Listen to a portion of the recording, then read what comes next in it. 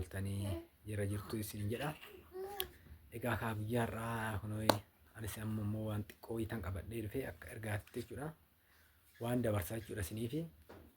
Yoo namoonni yaadni kunoo kan qunnamee jiraachuu danda'a isaan yaada. Kan immoo qunnamne alafuu boruu akkasiin barree akkasinitti dhufne jechuu barbaada. Amma kan xiqqoon wanni amma qabadhee dhiyaadhe jechuunis maal yoo jettanii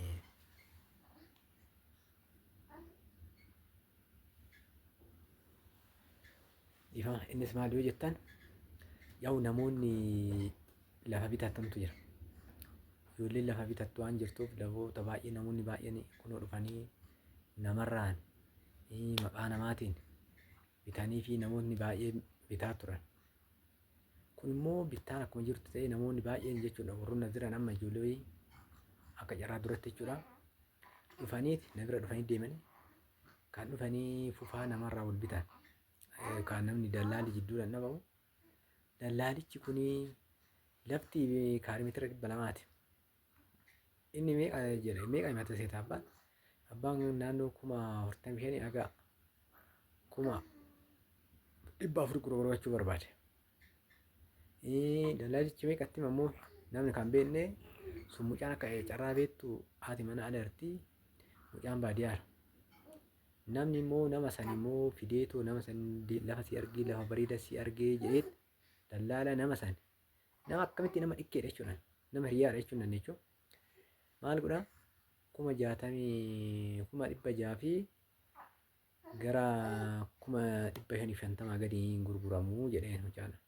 Mucaan rakkoon qabu safara kun akkasii akkas bakka naannoo kanaa ta'e akkasitti nama biraatiif akka akkamitee biduu fidee akka akkamitee jedhee ka'eeti maal godha mucaan in dhufee akka carraa dhufeetti in bulee bariisaa kan namni nama dudubbifataa abbaas waami dabalee abbaanis kan dhufe in taa'ee bootaatti agarsiisa iddoo naa taa'ee ka'ee jechuudha. Amma ganamatti dubbatanii amma waggaa dubbatanii guyyaa san bira hin jira akka carraanuu bakka rakkoon jirtu meegatiin kun dhugmataa hin ta'u moruu meedhaan ilaalla sidaa sii dawwalanaan jedha naan dawwalte jettu ammoo nama kana bakka naa dawwalte dheetaan eegee sidaattan himan gatiin kun naannoo sanii fi safarri immoo gara biraatu gatiin ol madaala. Mannu meeqa akka bitu manni ijaaramaanu jalli hidhamee itti fillaxafamee meeqa akka bitu odeeffannoo qaba jechuudha. Inni maal godhaa isa abbaa waamee mucaa waamee nama biraan nama sanii walii galee silkiidhaan dawwalchiisee hagana gatii meeqattaa jedhee in dhufee agatti gatii kanaan bakka kutuu handaafuu mari'anneen an dhufee in teechisee eeggadda hunda beelutti akkanaan hin gurgurre anuu bira hin jira abbichi waggaa kana himatu mari'adhaa kennaafi jarri kama oofe lafa meeqan bitu sita 400,000 bituu turanii oofanii jarruu kama kenne inni gara 7 himatee isaan ama kennan 4 kennan naganii gatii ittiin bitan jechuudha. Oofaniin deemanii inni walakkaa irraa bu'ee asis deebi'ee garas deebi'ee walakkaa dabalanii kaan oofan lafti kun meeqatu gurgurame seetan 65 malee jedhee dhaabee bicha ani naannoo kana 65 gurguran 65 gadi gurguru jedhanii oofanii bakka aga 5 ittiin gahan jara 55 illee gahan oofee jaan jara kanaan bitaan jaan bitaa dhadhee jara san ittiin galchiisee jechuudha bichisa jara sun jidduutti jechuudha. Isaanumti nama naannoo kanaa nama beeku oduu ofitti waamiin abbichi tokkicha akkana godheetu nama tokkorraa 100,000 mee 500 waa bitu 1,500 waa bitamu ilaa 450 waan 400 1,600 abbichaan naa qabe dheedhe 500 abbichaa kenneet 100 daqiiqatti waan sa'aatii walakkaan guun keessatti 100 nama sa'aatii kana walitti fidachuufu kaan ta'uu meeroonni biyya keessatti waggaatti arganna fakkeenyaaf asitti gabareen waggaatti argata waggaatti aga argatu laala. Achitti immoo ijoolleen biyya alaa turtan namoonni keessan ji'aan yookaan ji'a lamaan sinis 100,000 kana guyyaa meeqatti akka fiddan laala. Inni garuu waan daqiiqaa walakkaa keessatti nama sana akkas godhe. Garuu maaliif seetanii namoonni baay'een waan jirtaniif namoonni immoo lafa akka ta'e argadhee boota akkanaatti argadhe sirumaa nama beektanii fi nama immoo fira keessan nama ta'e sirumaa alagaa nama fira keessan ta'e itti makadhaati gatii safarri sun gatii meeqan jira Iddoo kana gatiin meeqan jira? Jiraatii dura xaaraatii har'uma lafti argameef akkaataa hin gazaawaa keessan ergitanii hin balleessina. Nyaattaminallee. Kanaafuu ani wanni jechuu barbaade namoota baay'eetu hojii jira.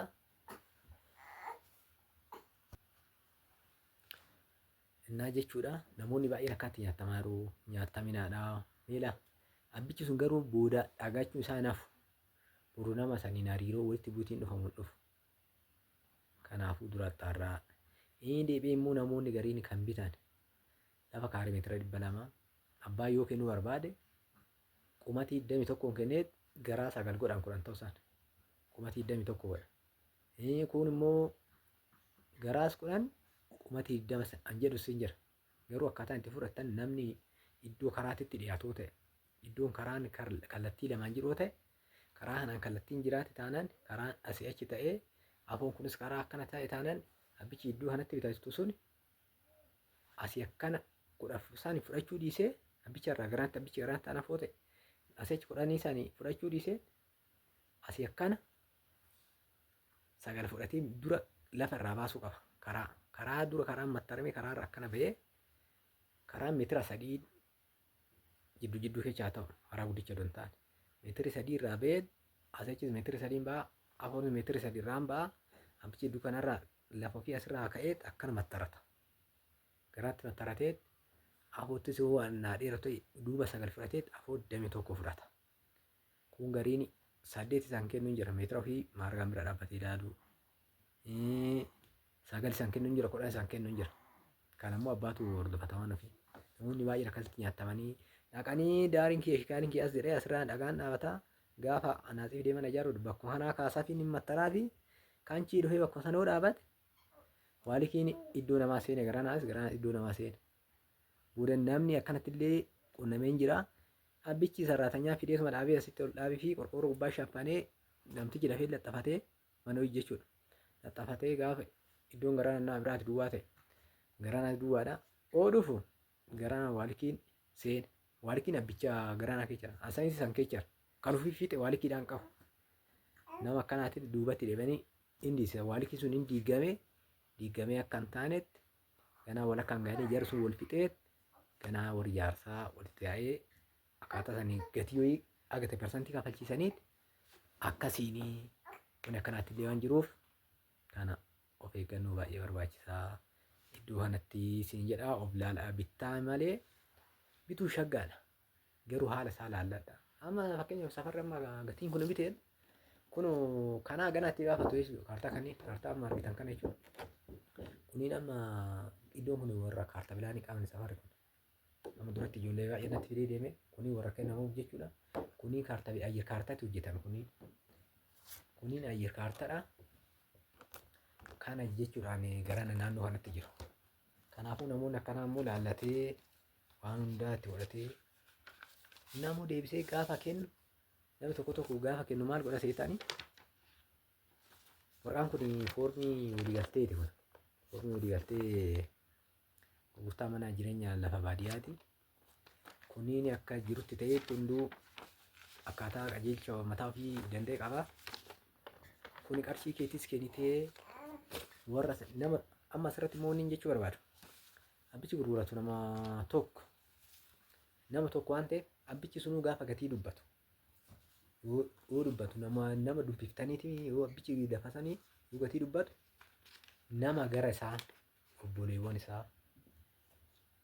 obboleewwan gara isaa waamtanii gatii achirraan dubbachuu. Namni tokko lafa kiyyarraa maal qaba?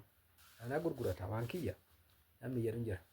Gaaf isaanii dubbataa gatii walii galtaa finxiraan duddaa birrii qabdii agateen kennitaa kaan guyyaa qabattaa birrii beellama guyyaa qabattaa gaaf kaanitti inni birrii isaa fudhateet ona kana birrii isaa fudhateet gaafa galee ka oduun hin dhokataan hin dhokatu gaafa galee manaa naannoo jedhu hin mari'ata ka yoo mari'atu warri beeki lafa isaan gurguruun hin barbaanne yookaan inni ofii fi gurguruu hedda malee.